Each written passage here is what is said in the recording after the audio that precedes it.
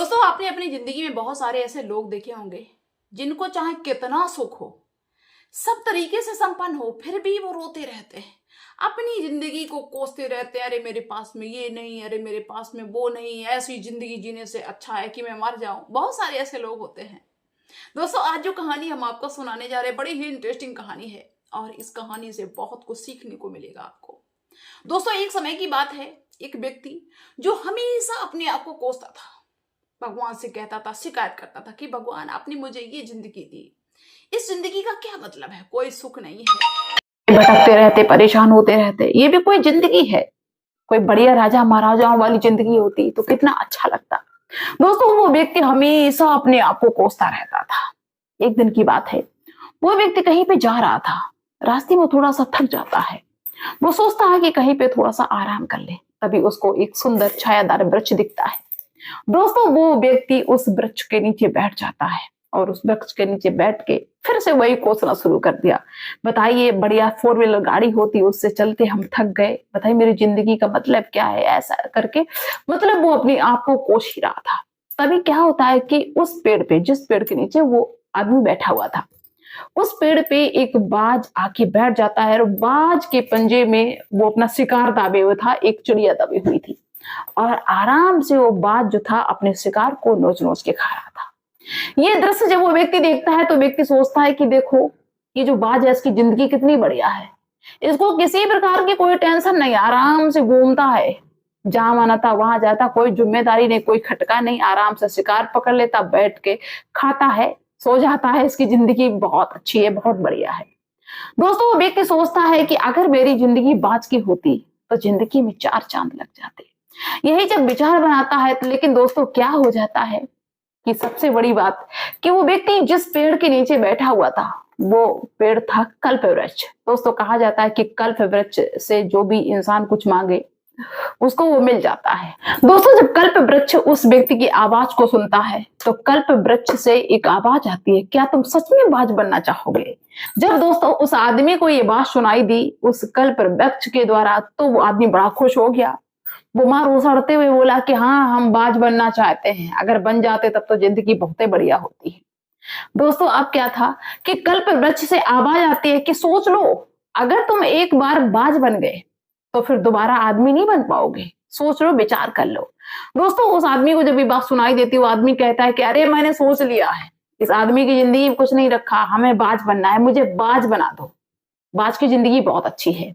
अब क्या था दोस्तों, कल्प वृक्ष की महिमा से वो व्यक्ति बाज बन जाता है और जब बाज बन जाता है इतना खुश होता है, उड़ने लगता है कि देखो अब जिंदगी में 4 चांद लग गए। आप किसी प्रकार की कोई टेंशन नहीं, खुले आकाश में घूमेंगे, कोई टेंशन नहीं कि मुझे ये जिम्मेदारी संभालना, ये घर संभालना, ये बच्चे संभालने, कोई टेंशन नहीं, बिंदास होकर जिंदगी काटेंगे। दोस्तों, बाज ने उड़ना शुरू किया, कभी इस पेड़ पे बैठता, कभी उस पेड़ पे बैठता, बड़ा खुश की जिंदगी बहुत बढ़िया है। दोस्तों, ऐसे घूमते घूमते, खुले आकाश में घूमते घूमते उस बाज को सुबह से लेकर शाम हो गई। अब उस बाज को भूख भी लगने लगी। अब वो बाज जो था वो छटपटाने लगा। अब वो शिकार की तलाश में, कहीं मुझे कोई शिकार मिल जाए तो मैं उससे अपना पेट भर लूं। लेकिन लाख प्रयास करने के बावजूद भी दोस्तों उस बाज को कोई शिकार नहीं मिलता। एक पूरी रात बीत गई, अगला दिन आया। अब तो बाज को और भी ज्यादा भूख लगी। अब बाज जो था इधर उधर भाग रहा है। दोस्तों, एक बाग से दूसरे बाग में, एक जंगल से दूसरे जंगल में जा रहा है, लेकिन उसको कोई भी मतलब शिकार नहीं मिल रहा है जो उसका पेट भर जाए। जब दोस्तों एक घने जंगल से वो बाज लौट रहा था, बड़ा ही असहाय, थका हुआ, भूखा हुआ, तो उसने देखा कि एक घायल चिड़िया पड़ी हुई है जो बिल्कुल भी उड़ पाने की स्थिति में नहीं है। दोस्तों, वो बाज जो था उसी चिड़िया को पकड़ लेता है, अपने पंजों में दाब लेता है, ले जाता है पेड़ पे, बैठ के उस चिड़िया को खा लेता है। चलो, थोड़ी बहुत उसकी भूख समाप्त हुई। लेकिन जैसे दोस्तों अगला दिन होता है, अगले दिन फिर से उसको भूख लगती है। भूख तो रोज ही लगेगी, एक दिन की तो बात है नहीं। तो फिर से वो शिकार की तलाश में जाता है, लेकिन सवेरे से शाम हो जाता, कोई शिकार नहीं मिला। रात हो गई, कोई शिकार नहीं मिला। दोस्तों, ऐसे करके लगभग 4-5 दिन का समय बीत गया, कोई शिकार नहीं। वो बाज इतना परेशान, भूख से तड़फ रहा, उससे चला भी नहीं जा रहा, उससे उड़ा भी नहीं जा रहा। और एक मुसीबत टूट पड़ी, जिस पेड़ पे वो बाज बैठा हुआ था उस पेड़ पे 10-12 कौवे पता नहीं कहां से आ गए। उन कौवों ने उस बाज को झपेटना शुरू कर दिया, बाज को चोंच मारना शुरू कर दिया। बाज उड़ने लगा, भागने लगा, लेकिन कौवे उसका पीछा नहीं छोड़ रहे और बाज भूखा प्यासा था, थका था, इसलिए उसे उड़ा भी नहीं जा रहा। कौवे पीछे पड़े हुए हैं। जैसे तैसे दोस्तों बाज ने अपने आप को बचाया आकाश में उड़ के, और ऊपर से नीचे तक आने में उस बाज के छक्के छूट गए। दोस्तों बाज जैसे ही आके पेड़ पे बैठता है, जिस पेड़ पे वो रहता था घोंसला बना के, क्या होता है कि थोड़ी ही देर बाद बहुत तेज आंधी आ जाती है, यानी कि तूफान आ जाता है। तूफान इतनी तेज होता है कि जिस पेड़ पे उसका घोंसला रखा हुआ था, वो घोंसला भी टूट के गिर जाता है। पेड़ की टहनी भी गिरने लगती है। उसको ऐसा लगने लगे कि मेरी मौत ना हो जाए, तो अपने आप को बचाने के लिए वो बाज नीचे जमीन में छुप के बैठ जाता है। लेकिन दोस्तों तभी इतनी तेज से बारिश होने लगती है, पेड़ की टहनी टूट टूट के नीचे गिरने लगती है, और एक टहनी इस कदर टूट के गिरी जिससे बाज जो था बहुत ज्यादा घायल हो जाता है। दोस्तों बाज बहुत ज्यादा दर्द से परेशान, बहुत अपने आप को कोस रहा है कि मैंने सोचा कि बाज की जिंदगी बहुत अच्छी होगी, लेकिन ये तो बहुत मुसीबत से भरी हुई है। इससे तो मेरी इंसान की जो जिंदगी थी वही अच्छी थी।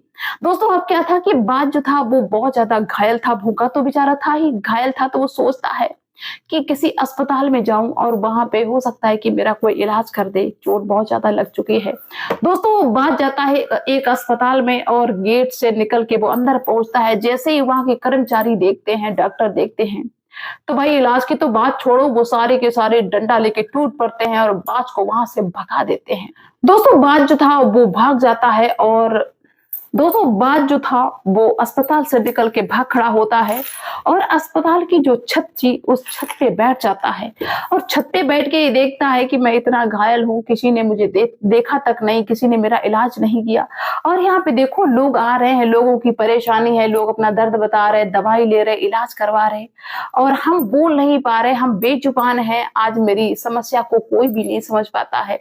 दोस्तों बाज जो था वहीं पे बैठ के अपने आप को कोसता है कि देखो अगर हम इंसान होते तो कम से कम अपना दर्द तो किसी को बता देते, अपनी समस्या तो बता देते, अपना पेट तो कहीं से भर लेते, लेकिन अब ना हम बोल पा रहे हैं, ना किसी को अपनी बात समझा पा रहे हैं, ना मुझे खाना मिल रहा है, ना पानी मिल रहा है। अब मैं क्या करूं, ये तो जिंदगी बहुत संकट की है। दोस्तों अब जो बाज था वो इतना चिंता में पड़ जाता है कि मैंने ये क्यों कर लिया, मेरी इतनी बढ़िया अच्छी खासी जिंदगी चल रही थी, मैं आराम से जहां मनाता था वहां चला जाता था, और मैंने अपनी जिंदगी की बर्बादी कर ली। मैंने क्यों कह दिया मुझे बाज बनना है। अब हम जी नहीं पाएंगे क्योंकि मेरा शरीर मेरा साथ नहीं दे रहा है, मैं घायल हूं, मैं भूखा हूं, मेरे में जान नहीं बची है। दोस्तों वो जो बाज था वो यही सोच सोच के अपने प्राणों को त्याग देता है, अपनी जीवन लीला को समाप्त कर देता है। तो दोस्तों कई बार क्या होता है कि हमें हमारी जिंदगी में जो सारी सुख सुविधाएं होती हैं वो मुझे बहुत कम लगती है। हमको लगता है कि यार सामने वाला बहुत सुखी है, लेकिन हो सकता है कि वो हमसे भी ज्यादा दुखी हो। तो भाई मेरे आप सभी से बस यही कहना है कि आपकी जिंदगी में जो भी है वो आपके लिए परफेक्ट है, उसमें अपने आप को खुश रखिए, और कभी भी ये ना सोचिए कि मेरे पास में जो है वो क्या है, ये जिंदगी है क्या, इससे क्या होगा। ये सोचा करिए कि हो सकता है कि जो मेरे पास में है वो किसी का सपना हो, कोई सोचता हो कि मेरे पास भी ये चीज हो।